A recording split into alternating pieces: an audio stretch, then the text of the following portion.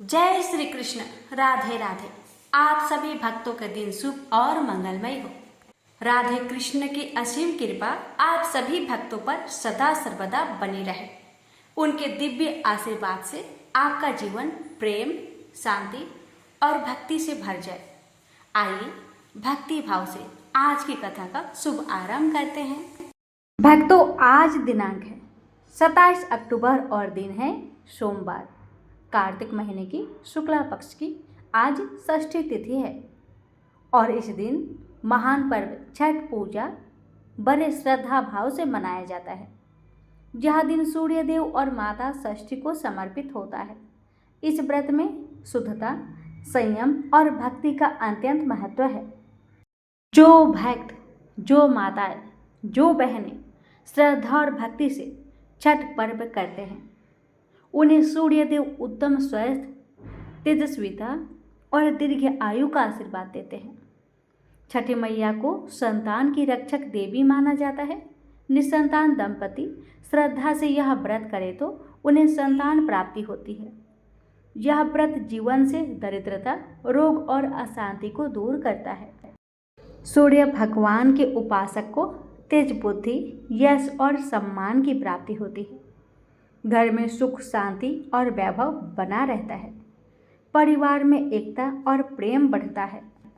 जो भी इच्छा मन से इस दिन की जाती है वह शीघ्र ही पूरी हो जाती है।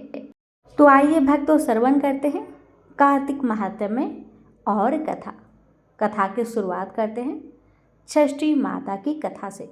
प्रेम से बोलिए जय श्री गणेश। षष्ठी देवी की व्रत कथा।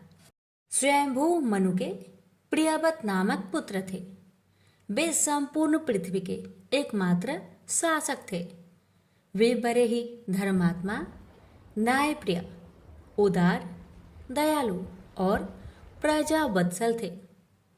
आध्यात्मिक ज्ञान तथा तपस्या में विशेष रुचि होने के कारण वे विवाह नहीं करना चाहते थे, किंतु ब्रह्मा जी की आज्ञा से सृष्टि के विस्तार के लिए उन्होंने विवाह कर लिया। दीर्घ काल तक उन्हें कोई संतान प्राप्त नहीं हुई।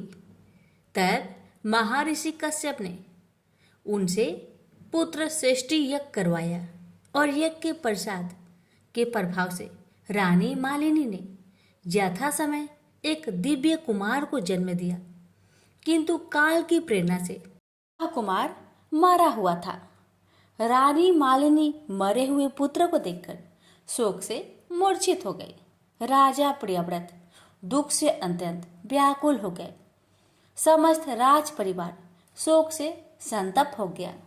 राजा अत्यंत विचार में पड़ गए कि प्रथम तो कोई संतान ही नहीं हुई और विशेष प्रयत्न से हुई भी तो मरी हुई। हाय, मैं बड़ा हतभाग्य हूँ। न जाने मैंने कौन से दुष्कर्म किए जिनके परिणाम स्वरूप यह दुख भोगना पड़ रहा है। इससे तो अच्छा था कि संतान ही ना होती। इस प्रकार से वे विलाप करने लगे। मंत्रियों ने उन्हें अनेक प्रकार से ढाढ़स दिलाया और आगे का कार्य करने की सलाह दी। रानी को रोता बिलखता छोड़ राजा प्रियव्रत पुत्र को लेकर शमशान में गए और वहां एकांत भूमि में पुत्र को छाती से चिपकाकर उच्च स्वर में रोने लगे। वे करे तो क्या करे, पुत्र शोक से वे स्वयं भी मरे हुए से हो गए थे। इतने ही में उन्हें वहां एक दिव्य विमान दिखाई पड़ा। शुद्ध अष्टापिक के समान दिव्य पैमान वह विमान अमूल्य रत्नों तथा मणियों से जड़ित एवं पुष्पों की माला से सुशोभित था। राजा ने उस विमान पर बैठे हुए दिव्य वस्त्र भूषणों से सुशोभित कांतिपूर्ण एवं मनोरम स्वरूप वाली एक युवा देवी को देखा। उनका वर्ण श्वेत चंपा पुष्प के समान उज्जवल था। उनके मनोहर मुखमंडल पर सौंदर्य, माधुर्य एवं सौम्यता का आभा झलक रही थी। देवी के मुखमंडल के चारों ओर एक दिव्य तेजोमय मंडल प्रकाशित हो रहा था। वे मधुर मुस्कान बिखेर रही थी।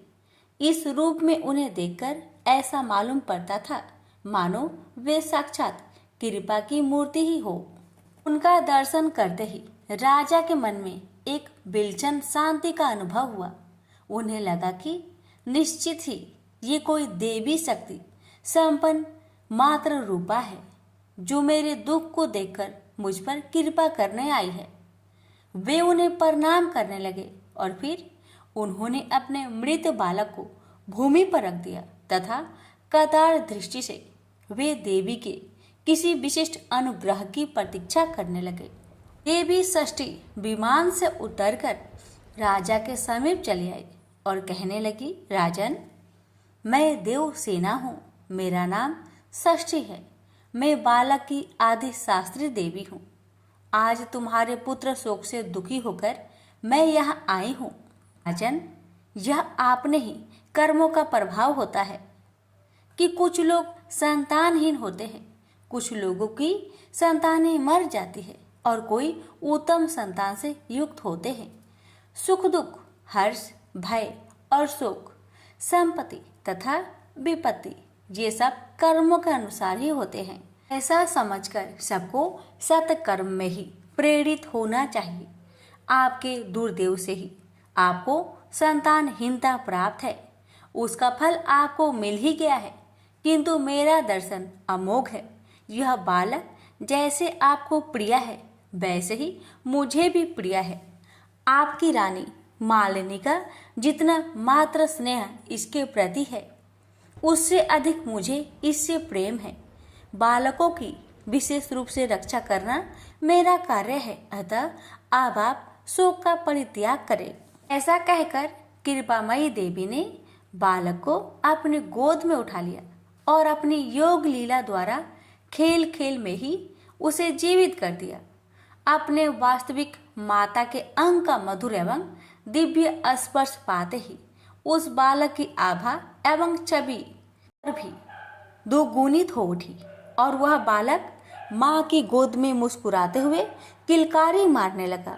राजा हाथ जोड़े उस अद्भुत दृश्य को देखते ही रह गए। महान आश्चर्य और देवी की कृपा शक्ति को देखकर राजा अभिभूत से हो गए।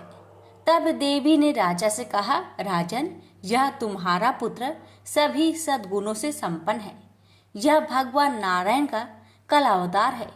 यह क्षत्रियों में सर्वश्रेष्ठ तथा संपूर्ण पृथ्वी का आधिपति होते हुए सहस्त्र यज्ञों को संपन्न करेगा। यह महान ऐश्वर्य से संपन्न निर्मल हृदय, विद्वानों का प्रेम भाजक तथा योगियों, ज्ञानियों और तपस्वियों का सिद्ध रूप होगा। इसे जन्मांतर की सभी बातें याद रहेगी। तीनों लोकों में इसके यश एवं कीर्ति का गुणगान होता रहेगा। ऐसा कहकर देवी ने उस बालक को सुब्रत नाम से पुकारा और तभी से उसका यह नाम प्रसिद्ध हो गया। देवी ने पुनः कहा, राजन, तुम स्वयंभू मनु के पुत्र हो। संपूर्ण त्रिलोक्य पर तुम्हारा शासन चलता है, अतः तुम सर्वत्र मेरी पूजा कराओ और स्वयं भी करो। यह कहकर भगवती षष्ठी ने बालक सुब्रत को राजा को समर्पित कर दिया और अनेक आशीर्वाद एवं वर प्रदान कर वे अंतर्ध्यान हो गई। हे षष्ठी माता, जैसी कृपा आपने राजा पर किया वैसी कृपा आपकी कथा कहने वाले, सुनने वाले, हुक्कार भरने वाले अपने सभी भक्तों पर अपनी कृपा सदा बनाए रखना। प्रेम से बोलिए षष्ठी देवी की जय। बहुत समय पहले की बात है। किसी गांव में दो माँ बेटी रहती थी। वह रोजाना नित्य नेम की कहानी कहा करती थी। उसकी बेटी ने कहा, माँ, मैं नित्य नेम की कहानी कहूंगी। माँ ने अपनी बेटी को समझाया, बेटी, अभी तुम यहाँ पर हो तो तुम्हारी कथा मैं सुन लूंगी। जब तुम्हारी शादी हो जाएगी तो तुम्हारी नित्य नेम की कथा ससुराल में कौन सुनेगा, इसलिए तुम रहने दो।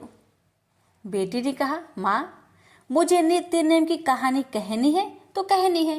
बेटी जिद पर अड़ गई, नित्य नेम की कहानी कहने लगी। अब जब कुछ समय बाद उस बिटिया का शादी हुई, वह ससुराल चली गई तो वह सबसे कहती कि मेरी कहानी सुन लो। सभी कुछ न कुछ बहाना बनाकर कहानी सुनते ही नहीं, वहां से चले जाते। तो बेचारी को भूखा ही रहना पड़ता। एक दिन पड़ोसन बोली, मैं तुम्हारी कहानी सुनूंगी। अब वह बहू पड़ोसन के पास जाती और उसे कहानी सुनाकर खाना खा लेती। ऐसा करते हुए एक दिन ननद ने देख लिया और ननद ने अपनी माँ से कहा, माँ, भाभी पड़ोसन के कहने पर खाना खा लेती है, हमारे कहने पर तो खाना खाती ही नहीं। माँ ने कहा, बेटी, तुम पड़ोसन को कहना कि मेरी बहू की नित्य नेम की कहानी ना सुने। तो लड़की कहती है, ठीक है माँ, मैं कह दूंगी। लड़की पड़ोसन के घर जाकर कहती है कि मेरी भाभी जब भी आपको कथा सुनाने आए तो आप कथा मत सुनिएगा, मना कर दीजिएगा।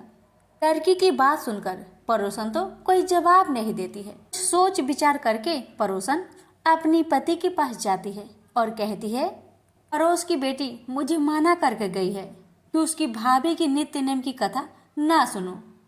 ये सुनकर पति ने कहा, जब उसकी माँ मना करे तो मत सुनना। अगले दिन सास ने आकर पड़ोसन को मना कर दिया तो पड़ोसन बहू की कथा नहीं सुनी। अब तो बहू की कहानी कोई नहीं सुनता, बेचारी भूखी प्यासी ही रहने लगी। ससुर ने पूछा कि बहू कैसी है? तो सास ने कहा, बहू तो अच्छी है, काम काज तो कर लेती है, मगर कुछ खाती पीती नहीं। ससुर ने कहा कि बड़े घर की बेटी है, काम करने से थक जाती होगी, इससे काम मत कराओ। सासू माँ ने कहा, हाँ, मैं तो काम नहीं कराती, लेकिन बहू फिर भी खाना नहीं खाती। अब तो धर्मराज जी का आसन डोल उठा कि इस नगरी में ऐसा कौन मेरा भक्त है जो भोजन नहीं करता, उसे बुलाओ। स्वर्ग से विमान आया तो सास बोली बहू से कि बहू, मैं तेरे साथ चलूंगी। तो बहू ने कहा, आपको तो बहुत काम था, आप मेरे साथ कैसे चलेंगी? मेरी कहानी सुनने का आपके पास तो समय ही नहीं था। अब जेठानी ने जब कहा तो देवरानी कहने लगी, क्यों, आपको तो मालिक का खाना बनाना है ना, तो आप कैसे जाएंगी? जब ननद ने कहा तो वह कहने लगी कि आपको भी तो गुड्डे गुड़िया के साथ खेलने की फुर्सत ही नहीं थी, तो मेरे साथ कैसे चलेंगी?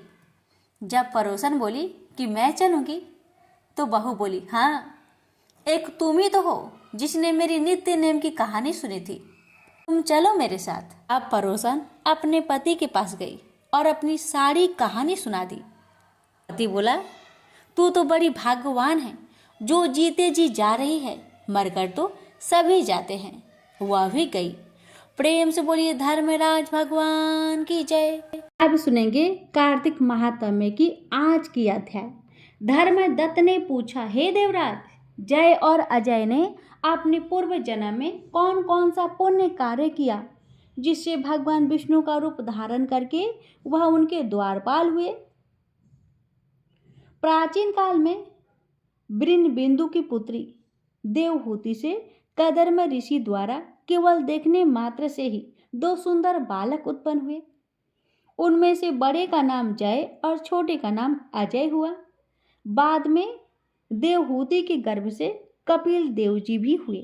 जय और अजय दोनों ही विष्णु जी के बड़े भक्त और धर्मात्मा थे। दोनों ही नित्य प्रति अष्टाक्षर मंत्र का जाप करते थे और विष्णु जी का व्रत करते थे।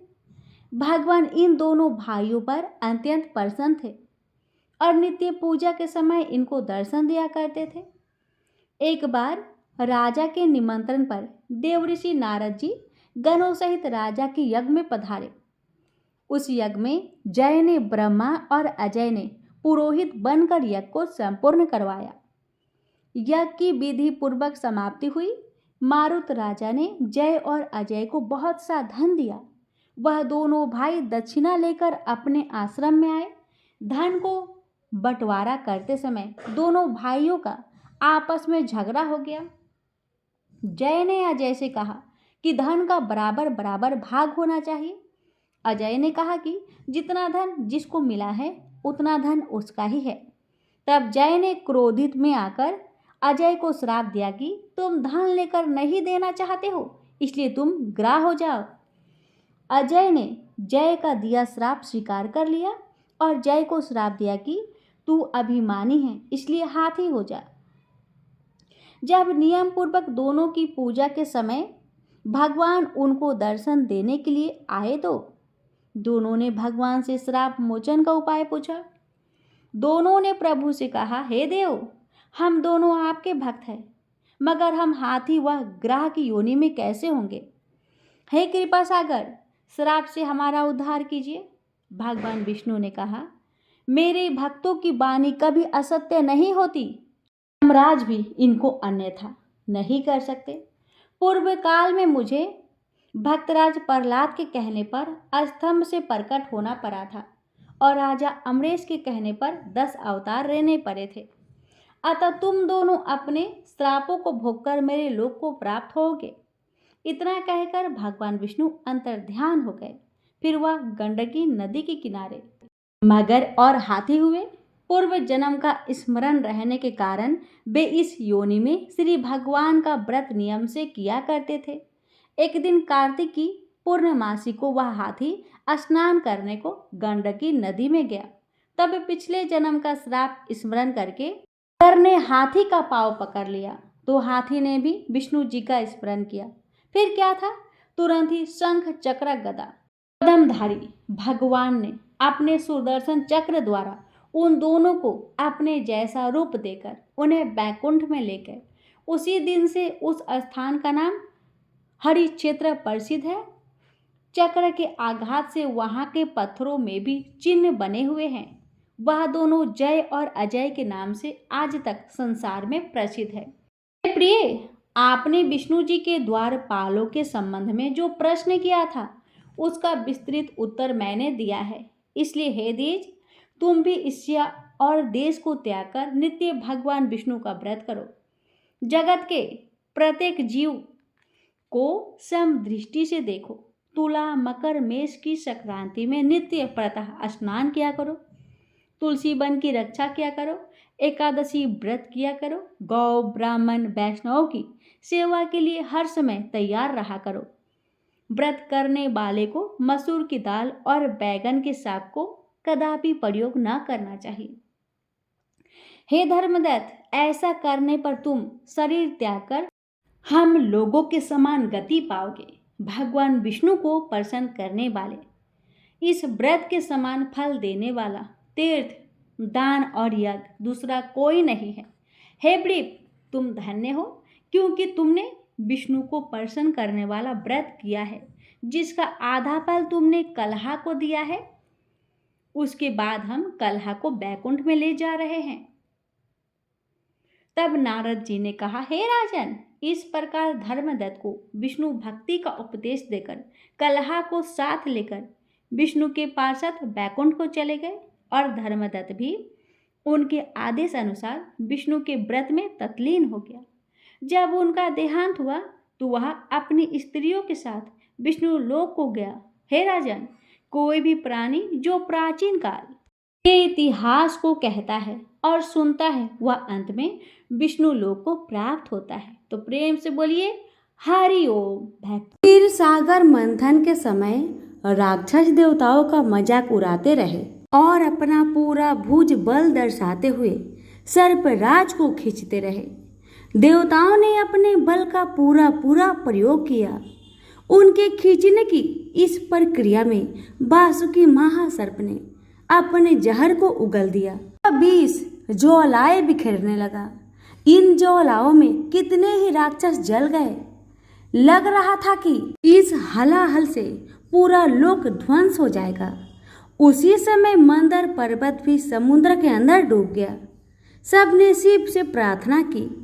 शिव ने हलाहल को निगल डाला और उसे कंठ में ही रोककर लोक की रक्षा की। वे गरल कंठ कहलाए गए।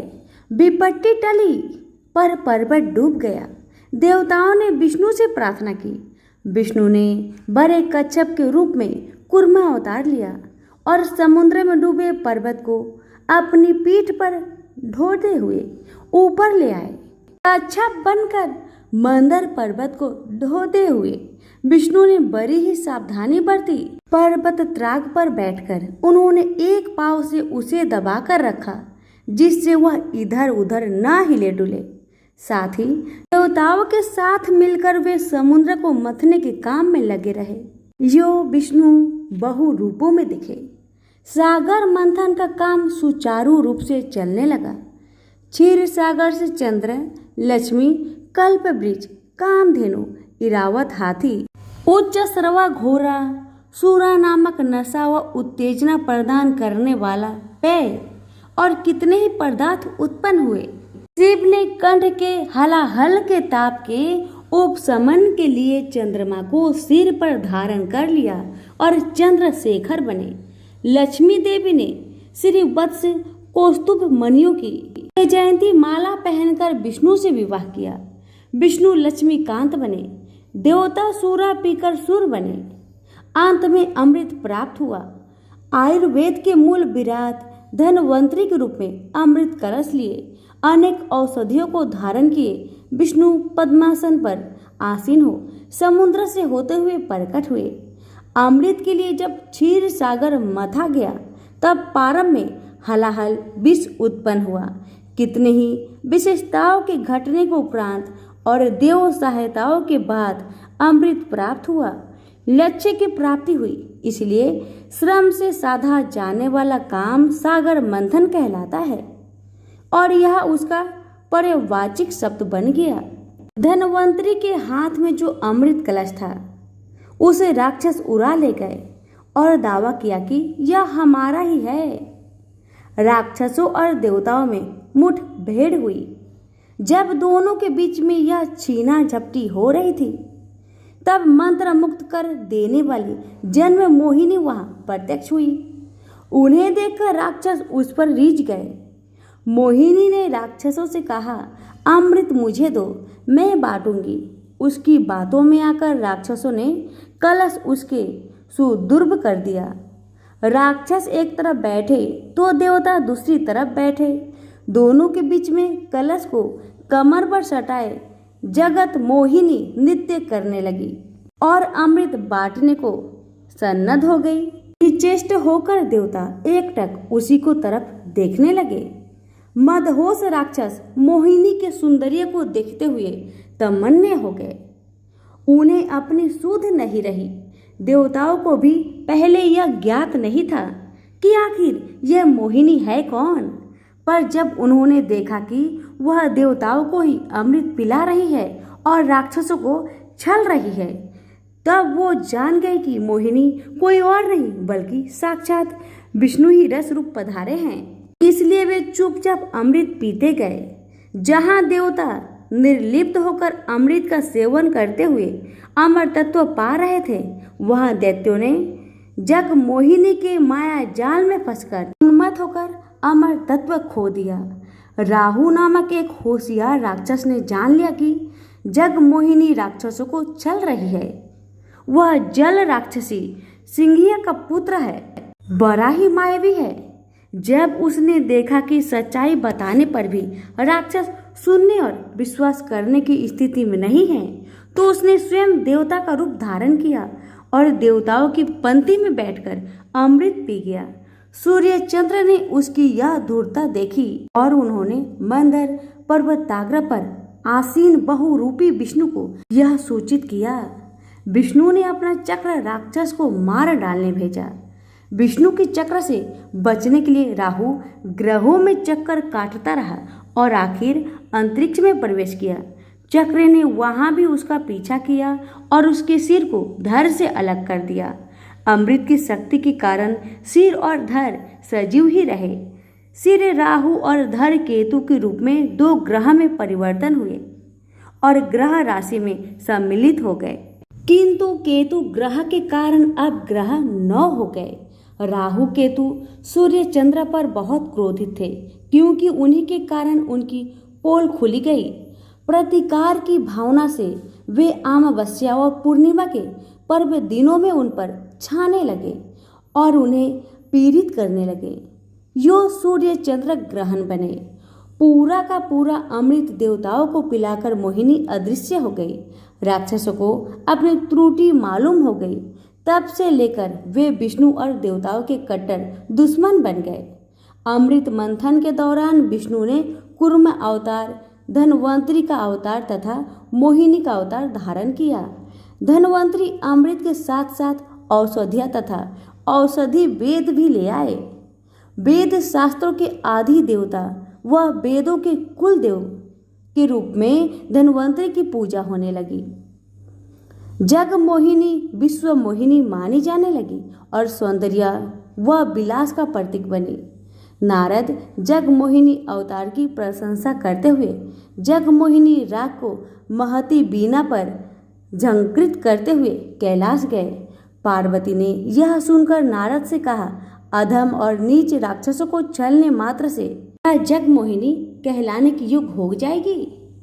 हाँ माते, किसी को भी आनंद सागर में डुबो देने वाली और अपने सौंदर्य व हाव भाव से विश्व भर को अपने बस में करने वाली जग मोहिनी ही तो है। कहते हुए नारद वहां से चले गए। पार्वती ने यह बात शिव से बताई। शंकर मुस्कुराए, चुप रह गए।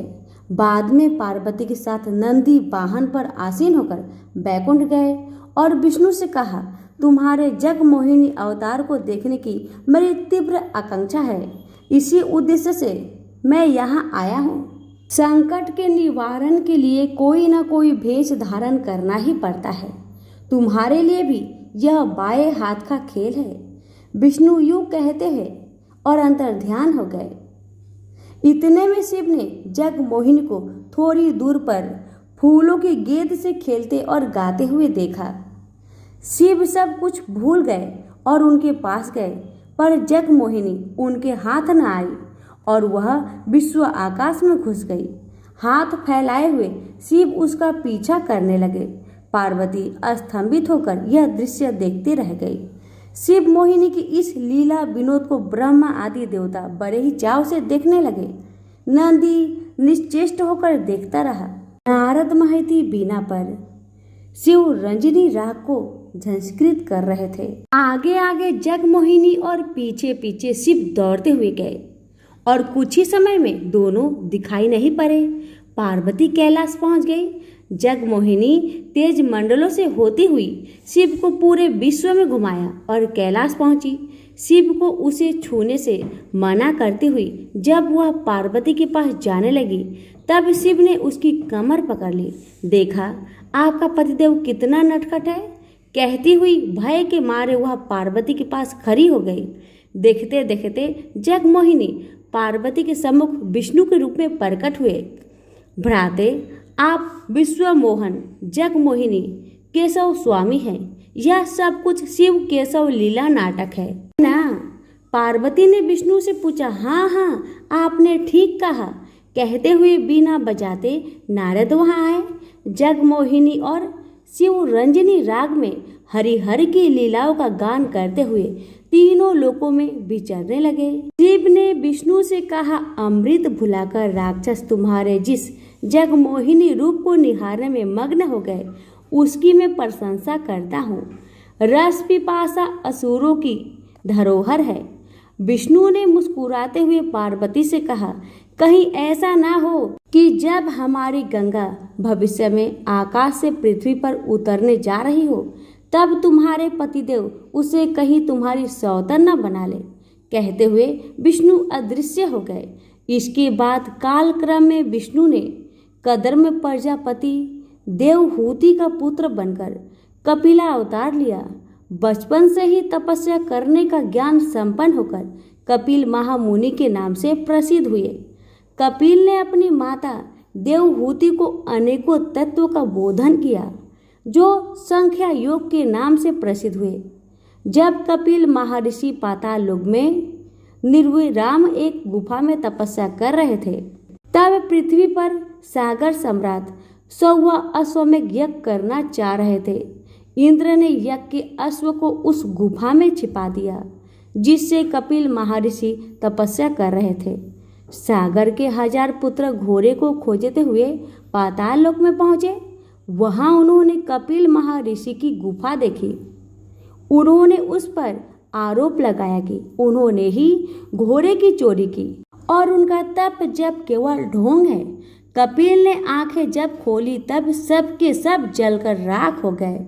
उन भस्म राशियों पर विष्णुपाद रखे गए और स्वर्ग में मंदाकिनी की तरह प्रवाहित हो रही गंगा को पृथ्वी पर ले आने के लिए सागर के परपुत्र भागीरथ ने घोर तपस्या की और गंगा को प्रसन्न किया। साथ ही गंगा के वेग को सह सकने वाले शिव की तपस्या करके उन्हें भी प्रसन्न कर लिया। गंगा अवतरण के समय गंगा देवी को देखकर शिव उस पर मुग्ध हो गए और उसे अपने जटाजूट में कसकर बांध लिया। फिर भगीरथ की प्रार्थना पर उसे थोड़ी मात्रा में बहने दिया। गंगा भगीरथ के साथ गई और उसके पूर्वजों की भस्म राशियों पर प्रवाहित होकर उन्हें पुण्य लोक भेजा। परम शिव गंगाधर बने और योग गंगा पार्वती की स्वात हुई। सनक नंदिनी मुनि कहलाए जाने वाले सनक, सनंद, संतसु, सनत कुमार नामक 4 मुनि ब्रह्मा के मानस पुत्र है। सदा वे बालक ही बने रहते हैं। विष्णु भक्ति में तत्पर होकर विष्णु का गुणगान करते हुए सभी लोगों में विचरते रहते हैं। विष्णु के दर्शन करने वे बैकुंठ गए। सब द्वारों को पार करते हुए विष्णु मंदिर द्वार पर पहुंचे। विष्णु के ही रूप के जय विजय वहां के द्वारपाल है। उनके 4 हाथ है। उन हाथों में चक्र, शंख, गदा व अभय मुद्राएं हैं। उन दोनों ने मुनियों से कहा कि यह अंदर जाने का समय नहीं है। तब सनक सनदों ने कहा, विष्णु दर्शन के लिए हमारी दृष्टि में कोई समय असमय नहीं होता। कहते हुए उनकी परवाह किए बिना जब वे अंदर जाने को उद्धत हो गए तब द्वारपालकों ने गदाएं उठाकर उन्हें रोका। सनकादि मुनियों ने उन्हें श्राप देते हुए कहा, तुम में विष्णु द्वारपाल बने रहने की योग्यता नहीं है। राक्षस होकर जन्म लोगे। यह कोलाहल सुनकर द्वार खोलते हुए विष्णु लक्ष्मी समेत वहां आए। जब विजय ने मुनियों को श्राप के बारे में उनसे बताया और अपना दुख व्यक्त किया, मुनिगण भी अपनी जल्दबाजी पर ही मन चिंतित हुए। तो सभी मिलकर बोले, लक्ष्मी नारायण की जय। शूर्पणखा रावण की दरबार की कथा। पिछले अध्याय में आप सभी ने सुना, लक्ष्मण और सीता आ गए। राम का पराक्रम सीता को गौरवान्वित कर रहा था। पाप के बोझ से पीड़ित पृथ्वी को अब कुछ सुखद अनुभूति हुई। वह प्रभु राम की स्तुति करने लगी। अब सुनिए आगे की कथा। लंकापति रावण का दरबार सजा था। अनेक राक्षस योद्धा दरबार में बैठे हुए थे। स्वर्ण जड़ित सिंहासन पर बैठा दशानन तीनों लोगों को भय से भीत कर देने वाला अट्ठास लगा रहा था। उसकी राजधानी संसार सबसे सुरक्षित दुर्ग मानी जाती थी। वहां उसकी इच्छा के बिना पखेरु भी पर नहीं मार सकता था। उसका बंदी गृह कितने ही देव, यक्ष, किन्नर और गंधर्वों से भरा पड़ा था। अपने बलशाली पुत्र और पौत्र के बल पर उसे अभिमान था, इसलिए अब वह निश्चिंत था। चारों ओर रावण के पराक्रम, बल और दुस्साहस की चर्चा थी। वह अपनी उपलब्धियों का श्रेय अपने बाहुबल को देता था। वह गर्व से कहता था कि राक्षस समाज का जैसा उत्थान उसने किया वैसा ना कोई कर सका और ना कर सकेगा। इसी दर्प में चूर वह दरबार में निश्चिंत बैठा नित्य देखता था और मंदिरा पीता था। विभीषण को छोड़कर उसके अन्य सभी सभासद भी उसके ही जैसे थे। मंदिरा के प्रभाव से रावण के बड़े बड़े नेत्र रकीतम हो रहे थे और वह नर्तकी की मुद्राओं पर झूम रहा था। तभी उसके रंग में भंग पड़ा।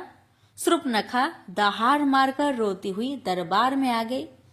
वाद्य यंत्र मौन हो गए और नर्तकियां स्थिर हो गई। कोई और इस आनंद के व्यवधान का कारण बनता तो रावण उसे वहीं मार देता, परंतु शूर्पणखा की दशा ने उसके नशे को भी उतार दिया। रही सही कसर शूर्पणखा के विष भरे उल्हानों ने पूरी कर दी। अरे अहंकारी, तूने तो विलासिता में देश और खजाने की सुध ही भुला दी। तू दिन रात मदिरा पीकर पड़ा रहता है। तुझे खबर ही नहीं है कि तेरा विनाश कितने समीप आ गया है। मेरी यह दशा तेरे पराक्रम को धिक्कार है। तू इस भ्रम में भूला पड़ा है कि संसार में तेरे समान कोई बलवान नहीं। यह देख, 2 तपस्वियों ने तेरे कुल की कन्या और तेरी बहन के साथ क्या कर डाला। जब मैंने उनसे तेरा नाम लिया तो उन्होंने हंसकर कहा कि रावण नाम का तो उन्होंने एक अश्व पाल रखा है जिसकी पीठ पर वे सवारी करते हैं। आता है तो चाबुक से खबर लेते हैं। रावण का मुख अपमान के मारे विकृत हो गया। तब विभीषण ने शूर्पणखा से प्रश्न किए कि कहाँ, क्या और कैसे हुआ। विभीषण शूर्पणखा के मैले मन को भली भांति जानता था। शूर्पणखा ने कुछ सत्य और कुछ मिलावट करके बताया। उसने ये भी बताया कि उन तपस्वियों राम लक्ष्मण ने खरदूषण को सेना सहित मार डाला है। शूर्पणखा से खरदूषण की मृत्यु की बात सुनकर रावण उछलकर सिंहासन से खड़ा हो गया।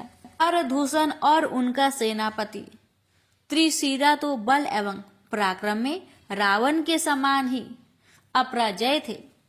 उन्हें युद्ध में मार गिराने की बात सुनकर विभीषण मन ही मन पुलकित हो गए। राम नाम सुनते ही उनका हृदय प्रफुल्लित हो गया, परंतु वे राम से शत्रुता को कुलहित में नहीं समझते। वे शूर्पणखा में ही त्रुटियां निकालने लगे कि उसने ही अकारण पंचवटी पर कोई उत्पात किया होगा। उसने खरदूषण को तो मरवा दिया, अब वह लंका का विनाश कराकर अपनी कटुता को संतुष्ट कराना चाहती है। रावण विभीषण पर भड़क उठा। उसने कहा, गलती तपस्वियों की है जिन्होंने रावण के बल को चुनौती दी है। शूर्पणखा संसार के सबसे बड़े महाबली कुल की कन्या है। उसका अपमान समूचे राक्षस कुल का अपमान है और इसका प्रतिशोध लेना एक भाई का धर्म बनता है। जिसे ब्रह्मांड में कोई भी रावण के बल के समक्ष न टिक सका, वहां 2 तपस्वी उसको चुनौती दे। सुप्रने, तू निश्चिंत होकर बैठ, तेरे अपराधी दंडित होंगे। रावण ने उन्हें ऐसा दंड देगा कि सारा ब्रह्मांड भयभीत हो जाएगा। शूर्पणखा तो यह प्रण करके लंका से चली गई कि वह लंका में तब तक पैर न धरेगी जब तक उसके अपराधी जीवित है। रावण अपने सभासदों से विचार विमर्श करने लगा कि क्या करना चाहिए। विभीषण ने फिर से रावण को समझाया कि राम से शत्रुता उचित नहीं है, परंतु रावण को जनकपुर में धनुष यज्ञ में किए गए प्रण ने बल दिया कि ऐसा अवसर फिर ना मिलेगा। रावण अपने महल में आ गया। मंदोदरी उसके चिंतित मुख को देखकर चिंता में पड़ गई। उसका महापराक्रमी पति, जो काल को भी चिंतित कर देता था, आज स्वयं चिंता में था। यह आश्चर्य की बात थी, परंतु कुछ पूछने का साहस नहीं हुआ। रावण ने आज प्रतिदिन की भांति भोजन भी नहीं किया। मंदिरा पीते पीते ही रावण किसी गहरी सोच में डूब गया। वह बिस्तर पर भी बार बार इधर से उधर करवट बदल रहा था। उसे निंद्रा नहीं आ रही थी। राम का चित्र उसकी आंखों के समक्ष था। धनुष यज्ञ में उड़ती सी दृष्टि उसके लावण्यमयी रूप के सम्मोहन पर पड़ी थी। साधारण से जरा ही तनिक विशेष था, पर ऐसा पराक्रमी की खरदूषण को मार गिराया। शिव धनुष भी उसी ने तोड़ा, सुबाहु तारका भी उसी ने मारे। मारीच को क्यों छोड़ दिया? रावण को शंका हो रही थी कि कहीं राक्षसों का परम बैरी विष्णु ही तो राम के रूप में नहीं आ गया, क्योंकि खरदूषण का वध किसी साधारण मनुष्य के द्वारा संभव ही नहीं। तब क्या नारायण ने अवतार ले लिया है? यदि यही सत्य है तो इससे अच्छा अवसर फिर कभी ना आएगा। अब तो हठ करके भी उससे बैर साधने में ही पुरुषार्थ है। यदि साधारण मनुष्य हुआ तो उसे मारकर कृति प्राप्त करूंगा और नारायण ही हुआ तो उसके हाथों कुल का उद्धार करूंगा। रावण ने दृढ़ निश्चय कर लिया था। अब वह अपनी तामसी देह से या तो कीर्ति पाएगा या तो परम पद। आधी रात को ही रावण बिस्तर से उठकर चल पड़ा तो मंदोदरी गहरी सोच में डूब गई। उसे कुछ दासियों ने यह समाचार दे दिया था कि आज दरबार में शूर्पणखा आई थी। उसके नाक कान किसी तपस्वी युगल ने काट दिए और खरदूषण को भी मार डाला। वह जान गए कि रावण की चिंता का यही कारण था। इतनी रात गए वह इसी चिंता का कोई उपाय करने गया था। रावण अपने पुष्पक विमान में सवार हुआ और चल पड़ा। वन पर्वत सागरों से गुजरता हुआ वह एक अनाम द्वीप पर पहुंचा। वह मारीच रहता था। राम के बाण ने उसे वहां लाकर पटका था और वह वहीं निवास करने लगा था। अब वह भूल कर भी बाहरी संसार में नहीं जाना चाहता। वह द्वीप उसके लिए सुरक्षित था और केवल अत्यंत घनिष्ठ लोग ही उसके इस निवास के विषय में जानते थे। रावण भी उनमें से एक था। रात्रि का अंतिम पहर था जब पुष्पक विमान उस द्वीप पर उतरा। मारीच शंकित हो गया। रावण का असमय आना शुभ संकेत नहीं था। उसने लपककर उसे प्रणाम किया और बैठने के लिए आसन दिया। मरीच ने भोजन के लिए पूछा और बताया कि आज उसने सागर में विशेष जीव को पकड़ा था जिसका स्वादिष्ट मांस रखा है। तो रावण ने उसे छिड़क दिया कि उसे नीरा रक्षक ना समझ। उसने जीवन में कभी मांस भक्षण नहीं किया। वह जन्म से ब्राह्मण था। मारीच उसके इस गुण से परिचित था। वह अहंकारी, निर्दयी और निर्मम था, परंतु कुछ गुण उसे विशिष्ट बनाते थे। रावण ने मरीच से सीधा प्रश्न किया, तू राम को जानता है? मरीच रावण का प्रश्न सुनकर सहम गया। राम को उससे अधिक कौन जान सकता है। उसने एक साधारण बाण के बेग से वह उड़कर जब इस द्वीप की चट्टान से टकराया था तो उसे स्मरण नहीं था कि वह कितने दिन तक मूर्छित पड़ा रहा था। बस यह अनुमान लगा कि जैसे उसे किसी ने खरल में रखकर कूट दिया था। महीनों तो वह अपनी जगह से हिल नहीं सका था। प्रेम से बोलिए सियावर रामचंद्र की जय। प्यारे भक्तों, अब आगे सुनिए सीता जी की हरण की कथा। अब रावण फिर राम की ही चर्चा करने लगा तो मारीच की पुरानी चोटों में पीड़ा उभर आई। उसने राम के विषय में बताया, हे दशानन, वे मनुष्य के भेष में चराचर के स्वामी हैं। उनसे बैर साधना अवश्य मृत्यु को आमंत्रित करना है। वो जीवन मरण का संचालन करते हैं। हे दशग्रीव, यदि किसी परिस्थिति के कारण तुम्हारा उनसे कोई विरोध है तो भी उसे किनारे करके उनसे दूर ही रहना। इसी में सारे राक्षस समाज की भलाई है। यदि उन महाधनुर्धारी का प्रचंड धनुष उठा तो इस ब्रह्मांड के इस छोर से उस छोर तक कोई राक्षस जीवित न बचेगा और जाति संकट हो जाएगा। रावण ने क्रोध में भरकर मरीच को एक लात मारी और अहंकार भरे स्वर में बोला, अरे कायर मरीच, तू इस श्रेष्ठ समाज में जन्म लेकर इतना डरपोक निकला। एक साधारण मनुष्य के बाण प्रहार से तू इतना दीनहीन हो गया और ऐसा ही रावण को भी समझ रहा है। अरे दुर्बुद्धि, संसार में मेरे समान दूसरा योद्धा कौन है, बताएगा? रावण का क्रोध से तलमलाता मुख देखकर मारीच मौन हो गया। मारीच क्या कहे। अहंकारी और निर्दयी रावण को समझाना भी बेकार था। मारीच ने हाथ जोड़कर रावण के बल पराक्रम की स्तुति की और उसके आने का प्रयोजन पूछा। रावण उसे अपना मंतव्य समझाते हुए बताया कि दो तपस्वियों ने शूर्पणखा को अपमानित कर उसके नाक कान काट लिए। जब खरदूषण शूर्पणखा के पक्ष में वहां गए तो उन्हें भी मार डाला। मारीच यह सुनकर दहल गया। खरदूषण को मारने वाले से भी रावण भय नहीं मान रहा तो निश्चय ही काल ने आकर उसकी शिखा पकड़ ली है। उसे क्या, वह कौन सा लड़ने जा रहा है। परंतु अगले ही क्षण रावण ने उसे अपने साथ चलने का आदेश दे दिया। मरीच ने घबराकर हाथ जोड़ते हुए कहा, क्यों महाराज, मेरे प्राण क्यों संकट में डालते हो।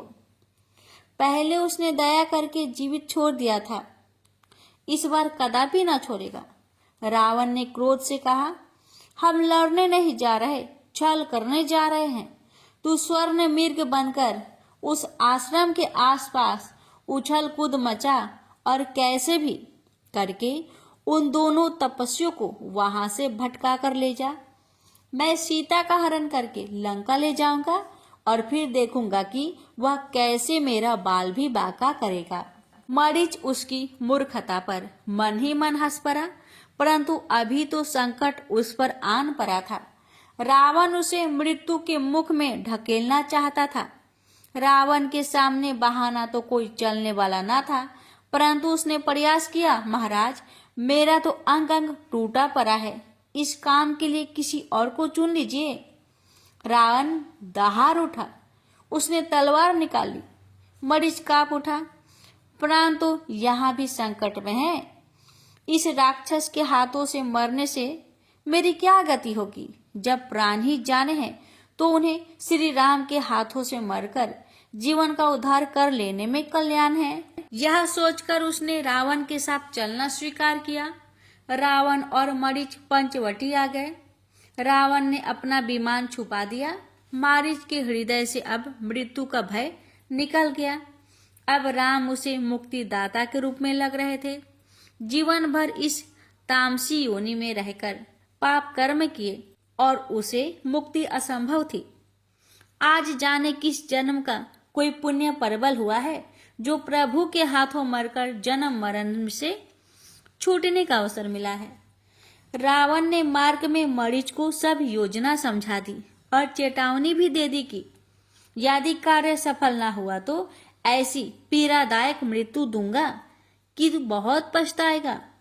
मरीच पीड़ादायक मृत्यु क्यों चाहेगा जब उसे आनंददायक गति मिल रही थी। वह अपनी माया से सोने का मृग बन गया और रावण से आज्ञा लेकर आश्रम की ओर चला गया। रावण अदृश्य होकर उस आश्रम पर दृष्टि रख रहा था। उसे राम दिखाई दे रहे थे, सीता और लक्ष्मण भी दिखाई दे रहे थे। राम लक्ष्मण का लावण्य उन्हें कहीं से भी योद्धा नहीं कहता। युद्ध हो तो रावण क्षण भर में दोनों को मार गिराए, ऐसा अहंकारी विचारी उसके मन में अभी भी आ रहा था। परंतु वह यहाँ युद्ध करके अपने अहंकार को संतुष्ट नहीं कर पा रहा था। मरीच की स्वर्णमयी त्वचा पर सूर्य की रश्मियां पड़ रही थी तो उनकी चमक अनायासी सीता जी की आंखों में पड़ी। सीता ने चौंक कर देखा तो चकित रह गई। स्वर्ण मृग, स्वर्ण चर्म वाला मृग, उन्हें अपनी आंखों पर विश्वास नहीं हो रहा था, परंतु जो दिखाई दे रहा था उसे कैसे झुठलाया जाता। सीता जी ने राम का ध्यान उस ओर आकर्षित किया। श्री राम उस मृग को देखकर मन ही मन मुस्कुरा उठे। शत्रु सक्रिय हो गया था।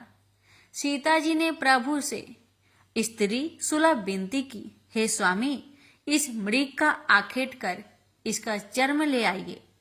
ऐसी अनोखी और स्वर्णमयी मृगछाला संसार में किसी के पास भी नहीं होगी। राम मुस्कुरा उठे। सीते, स्वर्ण की कहीं मृग होते हैं या मृग किसी रोग से ग्रस्त लगता है जो इसका चर्म ऐसा हो गया है। सीता इससे सहमत नहीं हुई और आग्रह करते हुए बोली, नाथ, मेरी यह इच्छा पूरी कर दीजिए।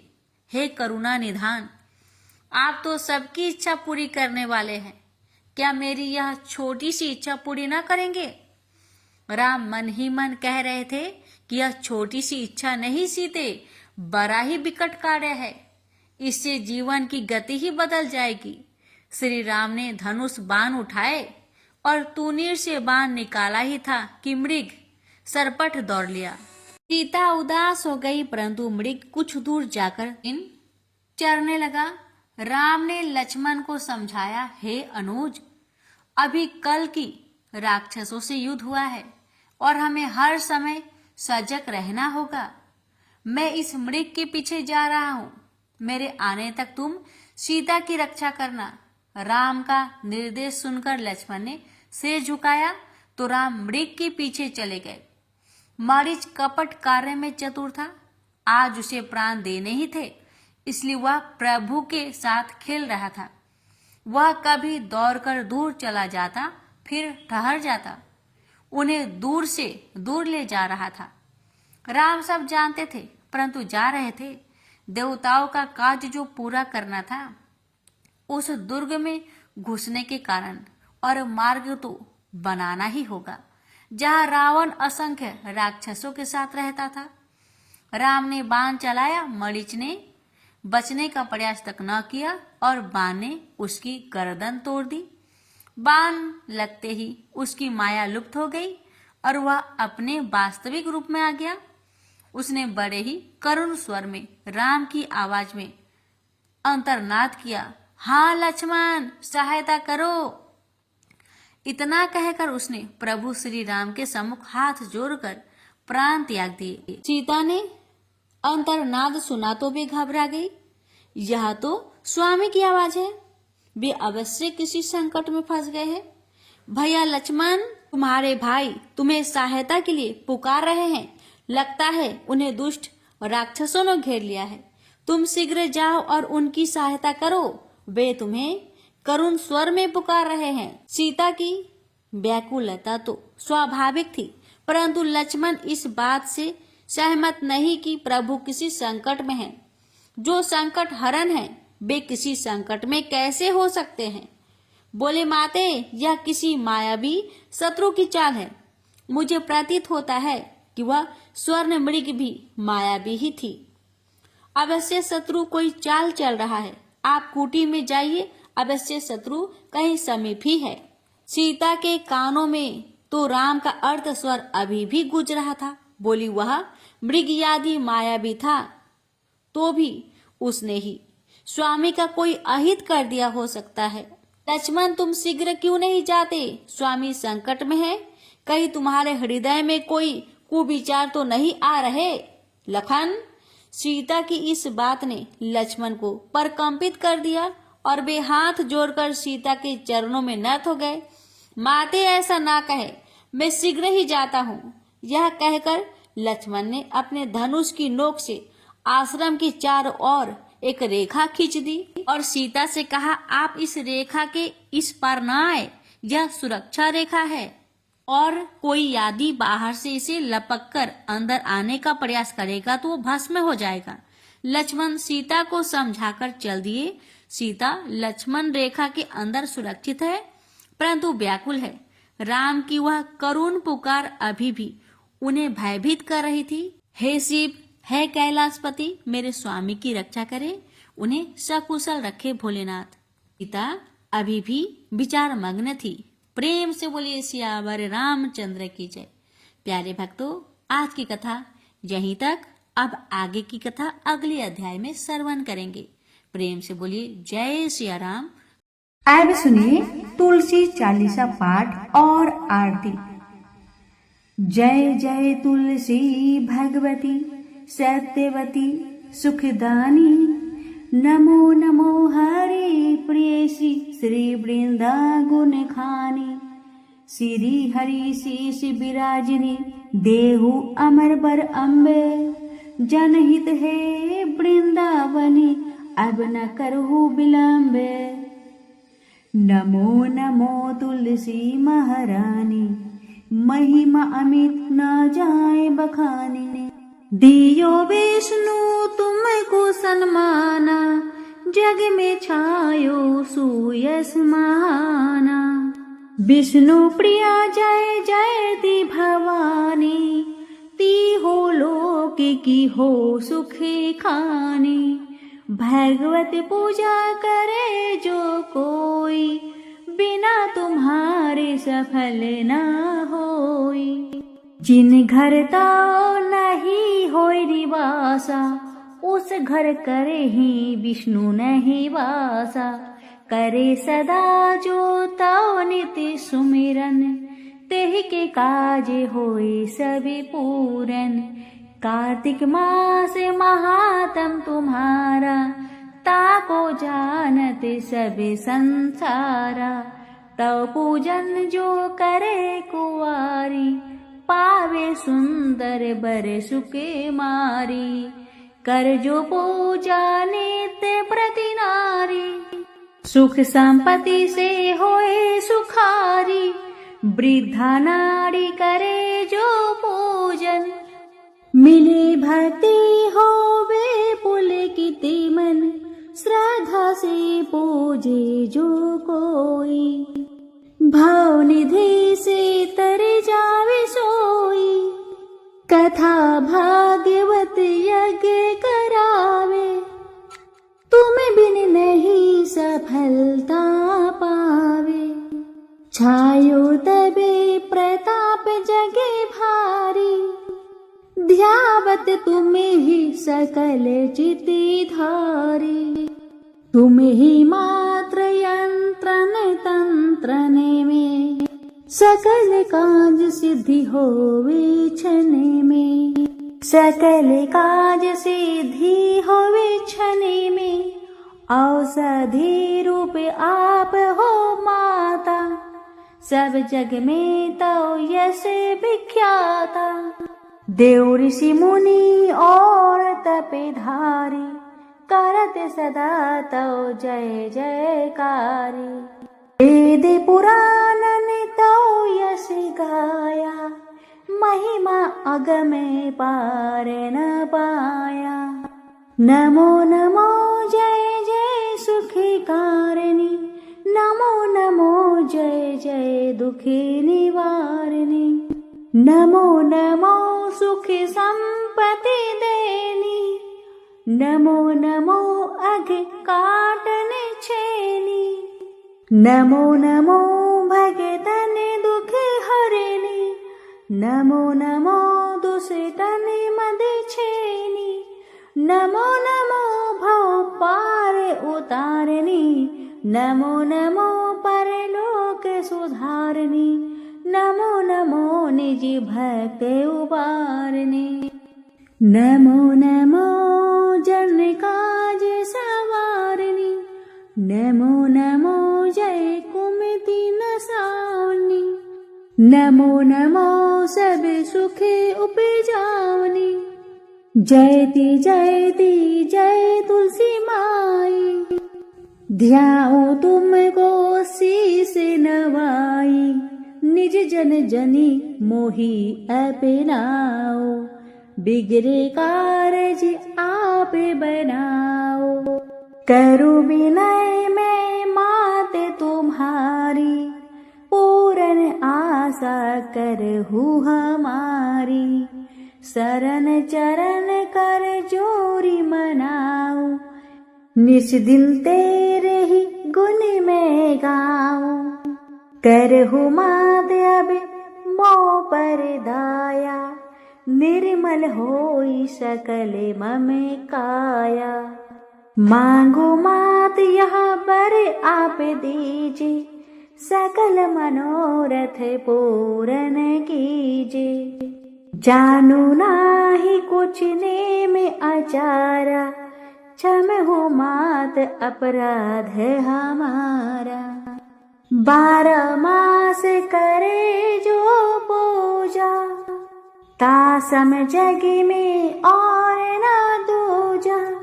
प्रथम ही गंगा जल मंगावे, फिर सुंदर स्नान करावे। चंदन आछत पुष्प चढ़ावे, धूप दीप नैवेद्य लगावे। करे आचमन गंगा जल से, ध्यान करे हृदय निर्मल से। पाठ करे फिर 40 की, स्तुति करे माते तुलसा की, जह विधि पूजा करे हमेशा, ताके तने नहीं रहे कलेशा। करे मास कार्तिक का साधन, शोभे नीत पवित्र सिद्धि हुई जाहि। है यह कथा महासुखदाई, पढ़े सुने सो भव तरे जाई।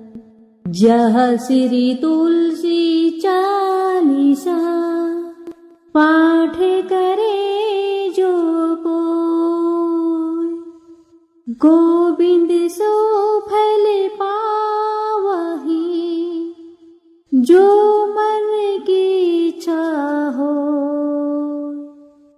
अब सुनिए तुलसी माता की आरती। जय जय तुलसी माता, सब जग की सुखदाता। सब योगों के ऊपर, सब रोगों के ऊपर, रज से रक्षा कर भवत्राता। ओम जय तुलसी माता। बटु पुत्री है श्यामा, सुरवल्ली है ग्रामा, मैया सुरवल्ली है ग्रामा।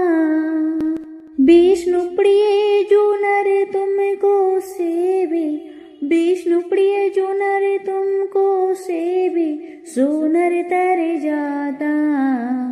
मैया जय तुलसी माता। हरि के शीश विराजत, त्रिभुवन से हो वंदित, मैया त्रिभुवन से हो वंदित। पतित जनों की तारिणी, पतित जनों की तारिणी, तुम हो विख्याता। जय जय तुलसी माता। लेकर जन्म भी जन्मी, आई दिव्य भवन में, मैया आई दिव्य भवन में। मानव लोक तुम्हीं से, मानव लोक तुम्हीं से, सुख संपत्ति पाता। मैया जय तुलसी माता। हरि को तुम अति प्यारी, श्याम वरन सुकुमारी। मैया श्याम वरन सुकुमारी। प्रेम अजब है उनका, प्रेम अजब है उनका, तुमसे कैसा नाता। ऐ जय तुलसी माता। हमारी विपद हरो तुम, कृपा करो माता। मैया जय जय तुलसी माता। जय जय तुलसी माता। मैया जय जय तुलसी माता। सब जग की सुखदाता, सबकी वर माता। जय जय तुलसी माता। मैया जय जय तुलसी माता।